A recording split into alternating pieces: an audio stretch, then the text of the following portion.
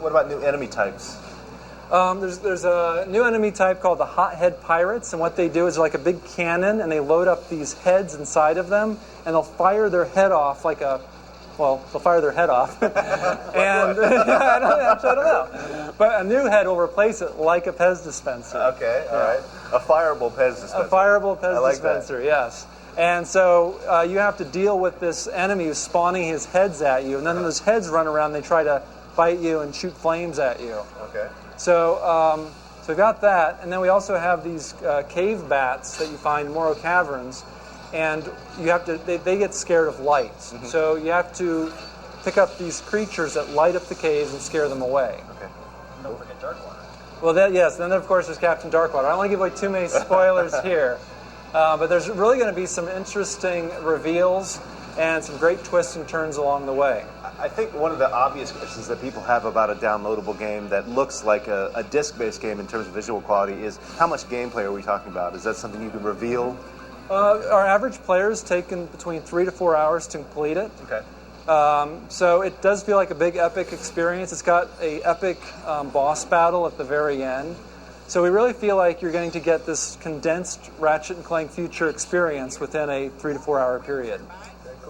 Jody, how about some more questions about Ratchet & Clank? Sure. Andrew from Utah would like to know if there's first-person mode in this game.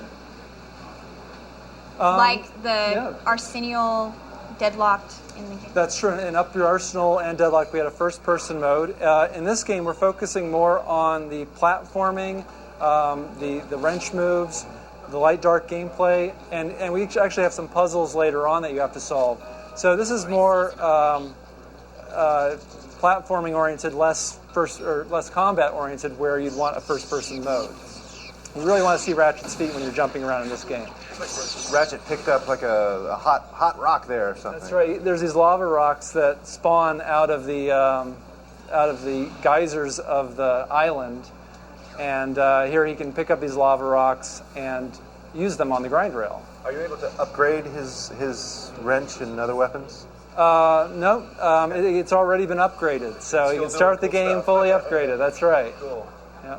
Jody, maybe a few more questions? Sure, more cabins. UK would like to know if there's any environmental puzzles in the game? Yeah, actually there are some great environmental puzzles. You eventually learn about Darkwater, and he's left behind some puzzling clues. At points in the game, you have to mix drinks, play pirate tunes, and do some crazy stuff with shadows, and that's all I'll say.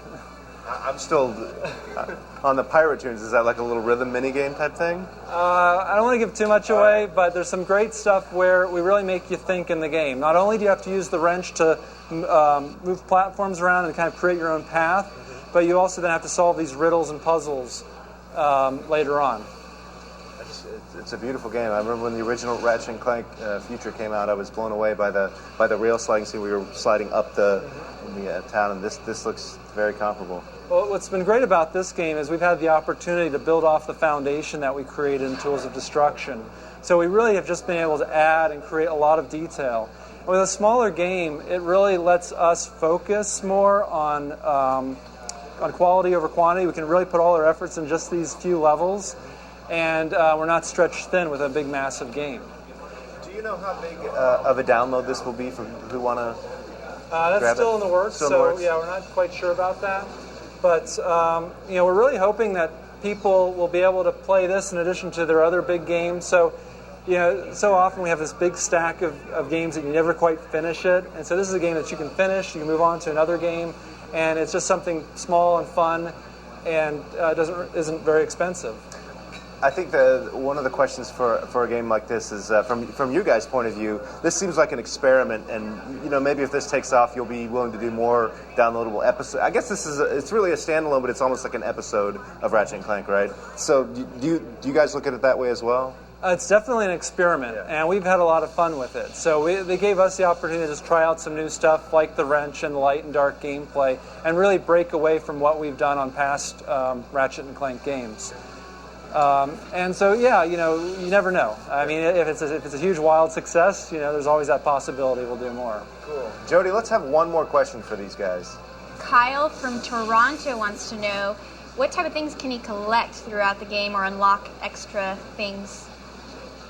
Yeah, that's a great question. There's a lot of weapon upgrades scattered throughout the world. So if you are looking closely, you can find these upgrades and they'll improve your weapons. Okay. Cool. Well, I guess the final question is, we know it's coming out via download, but when's it coming out and how much is it going to cost, folks? It's coming out this summer and it's going to be $14.99. So you're getting that's a lot. $15. That's a lot of game for $15. Absolutely, it's a huge game. Yeah, good news. So we'll be looking forward to that this summer. That's right. On the PlayStation 3 exclusively. Thanks so much, Brian and James, for being here. We appreciate your time.